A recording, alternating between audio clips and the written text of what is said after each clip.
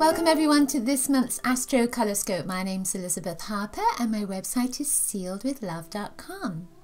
So in a moment I'm going to take some crystals from my crystal bag. I'm going to throw them into a group of 12 houses and see which houses want to be influenced by which crystals. I'll read the colors, the crystals and any other energy that comes with them for your star sign. I'll take a crystal from this bag as well. These are just beads, different colors in there and other different symbols as well. We'll see what other influences want to come up. And then I'll take a card from the Voyager deck, and the idea of this is that it's your own card and it's up to you to take a look at the card and see what most draws you on that card in this moment, and then ask yourself, what does that mean? What does that mean? So that will give you a little extra influence for your month ahead that's just for you.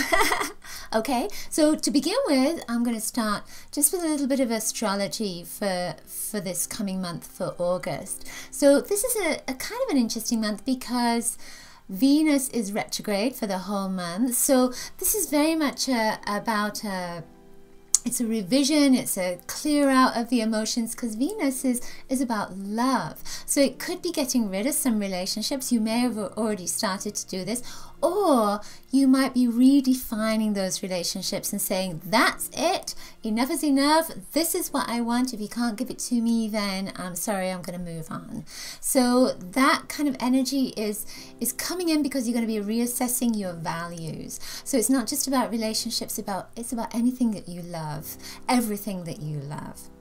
So also Saturn is moving direct, so it's going to be a little bit easier from the perspective of business and getting things organized in your life.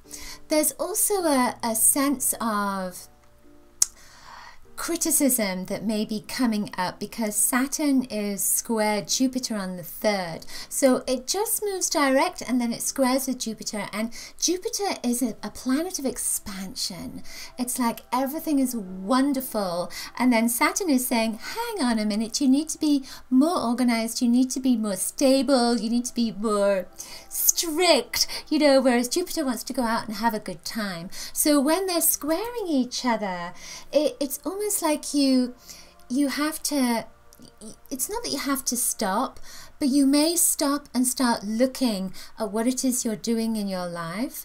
And it might be about restructuring your business, particularly because I keep feeling like that Saturn energy is coming in around business. So with the Jupiter at square, it's stopping you from maybe spending lots of money and organizing yourself instead. It's that kind of vibe to it. On the 29th is a full moon. There's a new moon, obviously, which is on the 14th. The 14th is Leo new moon, and that's about creativity, and again, it's very emotional energy. But the 29th with the full moon is a super moon. It's when the moon is really close to the earth. And so the moon affects our emotions. It's in Pisces. So with Pisces particularly, I'm a Pisces. With Pisces, it's a very emotional sign. It's a very emotional, intuitive, imaginative, a little bit addictive as well sign. So with the full moon coming in, and with it being a super moon, for all of us, it's saying that this can be an emotional time, especially with that Venus retrograde as well. So that whole energy is saying that this is a sensitive month, particularly if you have moon in Pisces, and if you're a Pisces as well. But even if you're a Cancerian, you know, it doesn't make any difference.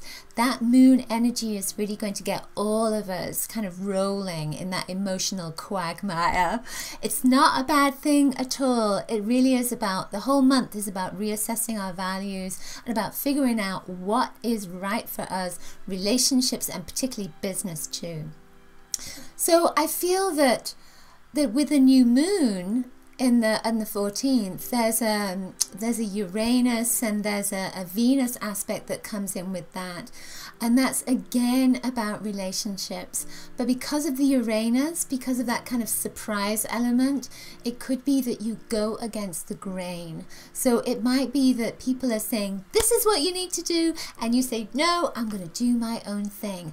And again, it feels like that is the theme for the whole month, is really finding your individuality, really going with what is right for you, what feels right for you, not listening to what other people say, just taking on their wisdom, but maybe just going with your own intuition. This is a very highly intuitive month, especially with that big full moon coming at the end of the month. Okay, so I feel like I'm out of breath there.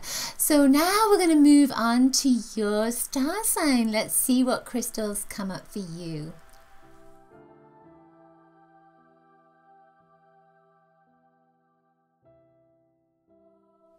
Okay, Virgo, so for you, you have, let me see where to start here. You have a blue piece of quartz that went into your first house. Your first house is about you. It's a number 1, and it's like you standing tall and saying, here I am, take a look at me, find me. With this blue, sometimes it can be about not being seen. So it's saying that this month for you, that it's almost like you are not hiding or not trying to be seen. There's more of a sense of being a little bit more behind the scenes. So you could find yourself, especially with the blue energy of communication, that you're not being heard in the same way, or that you're not communicating in the way that you would usually communicate. Virgo, of course, you know, you're very practical, you're very organized, your communication is on point, but this may be saying that you're biding your time when it comes to communicating, when it comes to sharing your light or showing yourself. I feel as well, I'm just being told, that blue is a color of healing. So this can mean that this month, this is a healing time for you. Jupiter is coming into your sign around the 11th of August, and that will be a time of expansion. So before then, this is saying that there's something that needs to be healed around communication. There's something that just needs to be healed around who you are and how you feel about yourself. And then it'll be time to expand. All right, I do feel like you want to be a bit more behind the scenes. Then we have another blue stone. This is an angelite. Almost looks like a wing, doesn't it? You know, now when I look at it there, it looks like a little wing. So this is angelite, and the angelite went into the 3rd house. 3rd house is about communication. It's a Gemini house, and that's Mercury, and Mercury is that communication with the ethers, communication with the past, the present, the future, etc. So I feel with this that it's saying that your angels are with you. No matter what happens, you're going to receive angelic communication. So you might find yourself finding feathers, looking at consecutive numbers, you know, like 444 is an angel number, or 44 is an angel number. You may find yourself finding coins rather in unusual places where there wasn't a coin before. You just looked there and suddenly there was a coin. You know, I feel that your angels are going to be communicating with you. These 2 blue stones, it's almost as if that almost has a little bit of a wing kind of energy to it. There's almost a sense of you are being told it's okay, you can hold back. If things are not moving as quickly as you want them to, it's all right. Your angels are there to guide and support you and to bring you healing as well.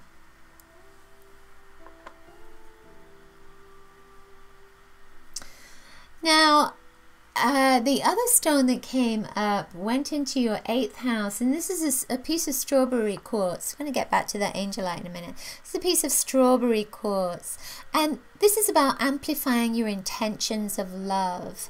So it's a soulmate energy. It can attract soulmates. It's about seizing the day. And what's interesting to me is that there is a link with these angels. So I feel as if with this, it's saying whatever it is you want, ask your angels for help. Ask your angels for guidance.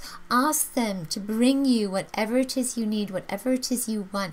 And especially with that soulmate energy as well, it could be that if you've been looking for a relationship, now is the time to invite it in, but ask your angels to help bring it in for you. This is about being more spiritual, or how to be more spiritual, and especially in that 8th house, you'll probably find that your intuition, your psychic skills, your mediumistic abilities are all heightening this month. So that's really cool. Now, the bead that came up for you is kind of a smoky quartz one.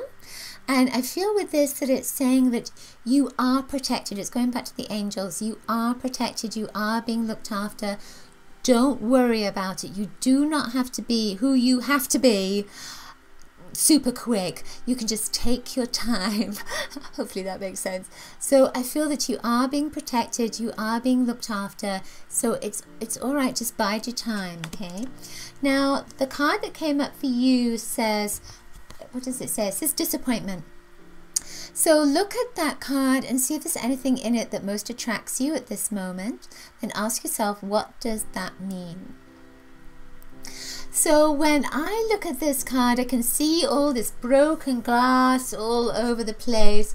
But I get this feeling because I'm looking at the flowers. There's a flower here on this side and there's a flower here on this side. There's reflections that are there. So I feel that if you make an intention for something wonderful to come into your life, that's exactly what you're going to get. If you focus on the negative, then that negativity is going to come into your life as well. So be careful what you focus on this month. It's very important. Okay, that's it for this month's Astrocolorscope. Hope you've enjoyed it.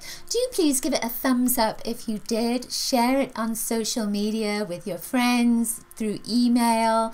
And also remember to leave me a comment below. Let me know how the messages resonated for you. Remember to subscribe to my love letter and grab your free color kit. Find out what your true colors are at bit.ly/color kit. And also remember, I do offer guidance sessions, lots of different guidance sessions, and particularly crystal gem readings which you might be interested in. That's at sealwithlove.com. Lots of coloricious blessings until next time. Bye!